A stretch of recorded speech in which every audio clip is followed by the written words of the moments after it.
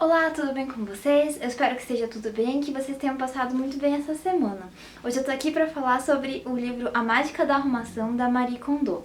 A Marie Kondo é uma japonesa de 30 ou 31 anos, eu não tenho certeza agora, que tá ficando mundialmente famosa pelo seu estilo peculiar de arrumação.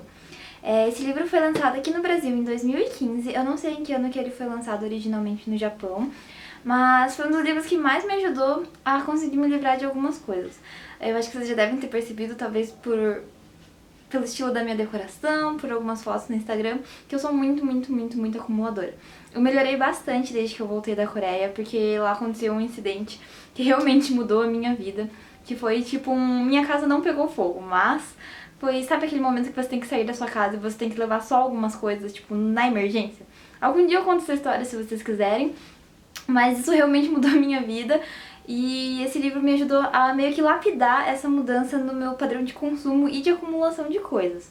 Eu ainda tenho coisas demais, eu acho, mas eu já tô comprando bem menos coisas que eu comprava antes e agora eu tô sabendo lidar melhor com as coisas que eu já tenho. Tô aprendendo a desapegar. Bom, basicamente esse livro fala sobre arrumação, né? E a grande premissa do livro é descartar tudo o que não te traz alegria. Ele, inclusive, é um pouco diferente de outros métodos de organização que são famosos, assim, já bem conceituados, que dizem que é pra arrumar um pouquinho de cada vez, né, pra ir com calma, o que, na minha opinião, faz todo sentido, porque não é sempre que a gente tem o dia inteiro pra ficar só arrumando a casa, né. Mas eu já conto mais ou menos, passo por passo, quais são os principais pilares das ideias desse livro. Basicamente, o que eu tirei de mais importante nesse livro é justamente para você verificar qual que é a sua relação com cada objeto que você tem. Isso pode parecer um pouco exagerado, porque a gente geralmente tem muitos objetos e pegar um por um e ficar analisando leva um tempo, mas realmente ajuda. Então, de lição do livro, eu tinha tirado que você tem que arrumar tudo de uma vez para que você não volte a entrar nessa situação de bagunça, que é o que ela diz, que uma vez que você vê o teu ambiente arrumado, você nunca mais vai querer ficar com ele desarrumado. Eu concordo em partes com isso, porque por mais que você arrume as coisas e você acha tudo, nossa, ficou lindo, agora sim meu quarto vai ficar sempre assim, com a correria do dia a dia, muitas vezes não é o que acontece, né? Tipo, mas enfim, nisso entra outros ensinamentos que ela põe no livro pra como você não fazer, para que você não faça bagunça novamente.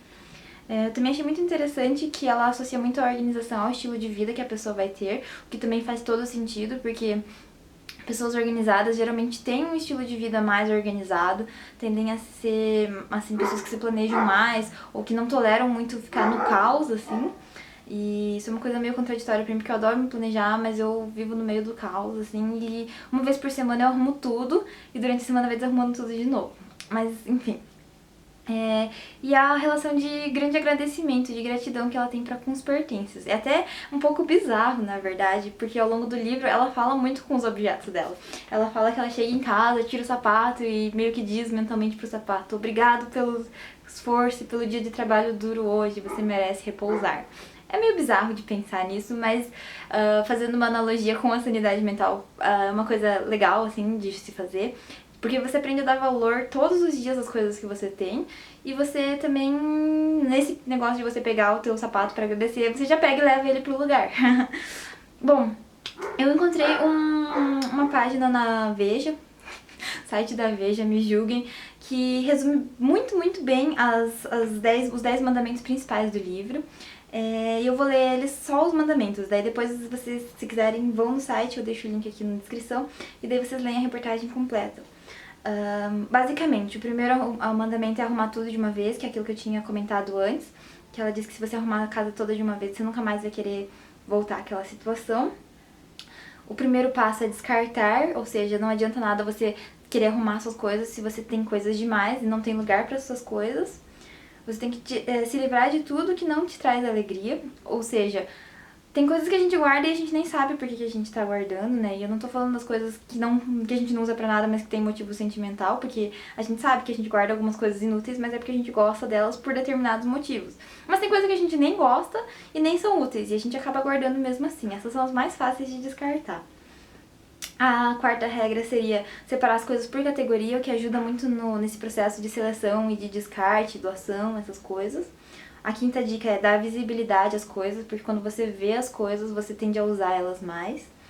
A sexta dica é deixar os itens sentimentais por último na hora de descartar, porque eles são os mais difíceis e eles são o que geralmente fazem a gente desistir de arrumar a casa, porque você começa a pegar aquelas coisas, quem nunca, né? Começou a arrumar a casa, daí começa a pegar aquelas coisas, daí cada vez que você vai mexendo nas suas coisas, você vai lembrando de mais histórias e mais coisas que aconteceram relacionadas àqueles objetos. Aí você fica nessa maré de nostalgia e acaba não arrumando a casa. A sétima dica é evitar a intromissão dos parentes, porque às vezes eles acabam pegando as coisas pra eles, o que acaba não despoluindo a casa, porque as coisas só trocam de lugar dentro da sua própria casa. Ou então você mesmo pega e começa a levar as suas coisas pros... Tipo, eu acho que a minha mãe ia gostar dessa camiseta, eu acho que meu irmão podia usar esse penal. Penal é estojo, pra quem não é de Curitiba. Às vezes eu esqueço que não é uma coisa muito comum fora de Curitiba. Mas enfim, aí nessa de você ficar tentando realocar suas coisas pros teus parentes, você acaba também não abrindo espaço na casa, você só muda as coisas de lugar. Prefiro o silêncio, que é uma coisa interessante, porque eu nunca tinha pensado nisso antes. Eu gostava muito de arrumar o quarto com música e tal, e eu ainda gosto, mas eu percebo que eu realmente me distraio muito, assim, às vezes, eu não consigo, com certeza eu não consigo arrumar o quarto assistindo vídeo, porque eu já tentei isso 1 milhão de vezes e eu acabo só assistindo vídeo, não arrumando nada, que acaba sendo um tempo super improdutivo. Não porque assistir vídeo seja uma coisa ruim, mas porque quando eu for assistir vídeo, eu tô assistindo vídeo. Quando eu tô arrumando o quarto, eu deveria arrumar o quarto, porque, sabe, tipo, questão de prioridades, assim. Não comprar produtos especiais para organização, eu acho que essa foi uma das dicas que me chocou bastante, porque eu adorava comprar aquelas caixas organizadoras, aqueles, tipo, porta coisinha de escritório pra ficar em cima da mesa, e, tipo, eu ainda gosto dessas coisas, mas eu entendi porque ela dá essa dica de não comprar essas coisas, porque essas coisas acabam gerando mais acúmulo de bagunça, porque enquanto você tiver lugar pra colocar as coisas, você vai colocando, e em vez de organizar, você só vai, tipo, fazendo um estoque de coisas que você nunca vai usar, e que fica, tipo, poluindo o teu ambiente. E no dia a dia você tem um ritual para lidar com seus objetos, que é justamente essa ideia de que a gente chega em casa, chega meio cansado, só quer deitar, descansar, mas em vez de fazer isso, você para antes e pensa, não, vou guardar o que eu usei no lugar, porque senão vai ficar uma bagunça. Então, tipo, você meio que já cria uma rotina de, vou chegar em casa, vou tirar o sapato, vou deixar na sapateira, vou, tipo, tirar a bolsa, deixar no armário, em vez de sair jogando as coisas pelo caminho. Que daí fica uma grande bagunça. Enfim, eu acho que era isso que eu tinha pra falar sobre esse livro. Mas alguém aí já leu e já teve efeitos transformadores com a mágica da arrumação. Todo esse método que ela explica no livro também é conhecido por aí como método KonMari, sei lá, que é o nome dela.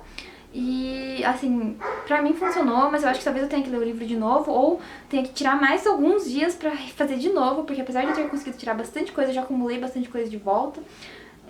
Quer dizer, na verdade eu não acumulei bastante coisa de volta porque eu não comprei quase nada, mas, tipo, as coisas que estavam guardadas já não estão mais tendo lugar de novo, e eu quero ver se eu dou uma esvaziada. Esse vai ser um dos anos do destralhamento e da libertação, assim, pra mim. E eu tenho outra amiga que também leu o livro e ela, tipo, me mandou uma foto que ela conseguiu tirar umas 3 sacolonas cheias de roupa, de coisa pra doar. E é bom de pensar também, porque, tipo, as coisas que a gente não usa mais podem ser muito úteis pra outras pessoas, né? Então eu acho que às vezes ficar acumulando objetos é também ficar acumulando energias que podiam estar fluindo e sendo úteis e sendo realmente preciosas pra outras pessoas. Bom, por hoje é só. E eu espero que vocês tenham uma boa semana. Obrigada pelos comentários e pelo carinho de sempre. E se cuidem, fiquem bem. Tchau, tchau.